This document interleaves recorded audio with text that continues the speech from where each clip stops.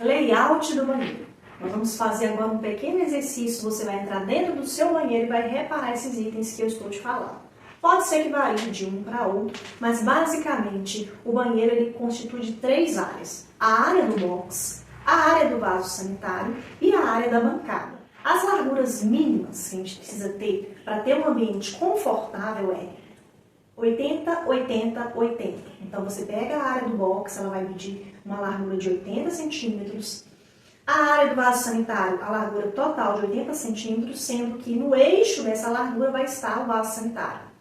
E a área da bancada, ela vai ter 80 centímetros, sendo que o eixo da instalação ali da sua bancada vai ser os 40 centímetros, que é a metade desses 80 centímetros. Quando você vai projetar um ambiente do zero, preferencialmente, assim que você abrir a porta, a primeira coisa que você tem que ver é a bancada.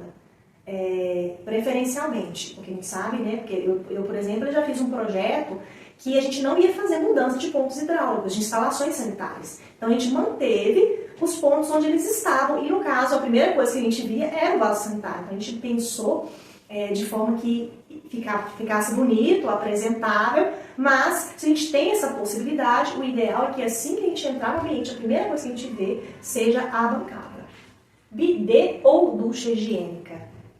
Hoje em dia é raro você ver um banheiro que tenha bidê ou que então o cliente exija o bidê. A maioria dos casos, o cliente ele pede pela ducha higiênica também, ocupa menos espaço, é mais moderno, porque se você for colocar o bidê, então você precisaria de 80 centímetros do vaso sanitário mais os 80 do bidê. Então ele exige um banheiro maior, ele ocupa mais espaço. E acaba que nos banheiros de hoje a gente não vê mais as pessoas instalando o bidê. Quando a gente vê o bidê, é um banheiro que ele foi feito há mais tempo, né? Ele é mais antigo, o estilo dele. É imprescindível que a janela ela esteja dentro da área do box, por conta da questão do vapor, para que tenha, né, essa vazão do vapor ali que é gerado na hora do banho.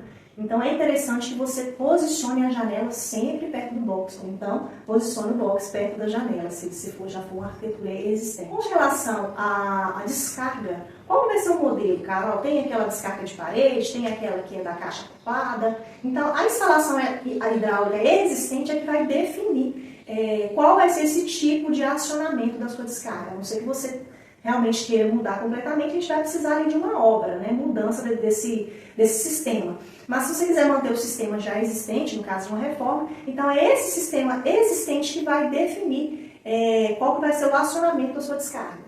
Não sei se vocês já viram aquele vaso sanitário que ele é flutuante.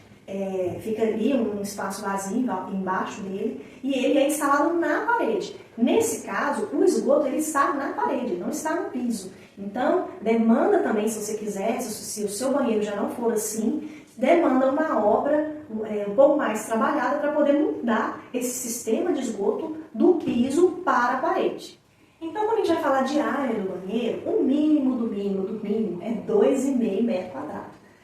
É um banheiro funcional e confortável nas áreas mínimas, que seriam esse 2,5.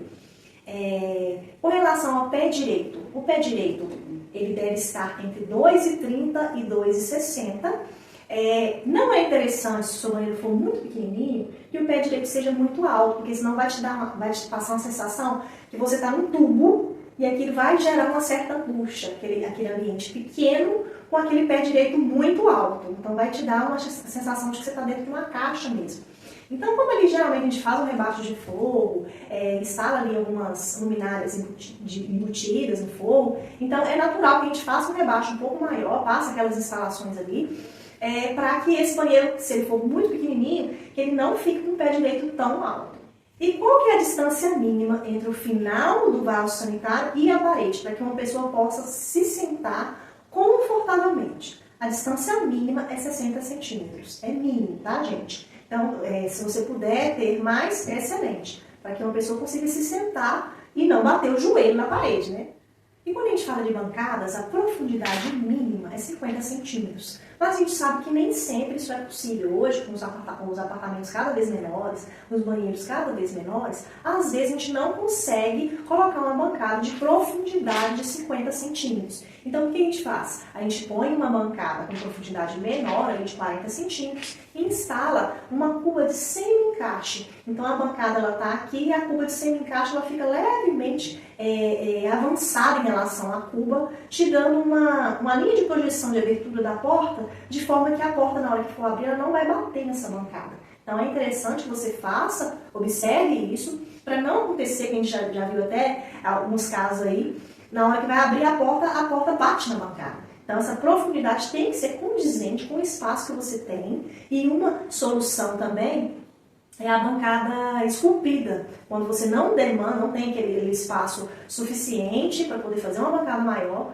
uma solução também é lançar mão da bancada esculpida. Mas a bancada, quanto maior, melhor. No sentido de largura, né? De profundidade, geralmente a gente coloca entre 50 centímetros mais ou menos. Mas uma bancadona, né? Principalmente suíte, é muito interessante que se tenha duas cubas, para não ter briga na hora de escovar os dentes, cada um ali tem seu cantinho. Então é um diferencial que traz muito conforto no dia a dia do uso do banheiro do casal.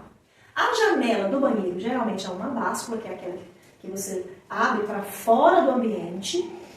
Mas, se não for possível o uso da janela, a gente é obrigatório que se use, então, o que a gente chama de ventilação mecânica, uma vez que a ventilação natural não é possível. O que é essa ventilação mecânica? É um exaustor que ele puxa aquele ar para poder gerar essa ventilação ali dentro daquele ambiente. Então, é um ventokit, né, que a gente chama, que é um equipamento pequenininho, branquinho, que é colocado no teto, que faz esse trabalho de circular aquele ar. Então, é obrigatório. Se você não tem janela, você então tem que colocar o ventokit, ou exaustor, ou a ventilação mecânica, para que o seu projeto atenda às normas técnicas.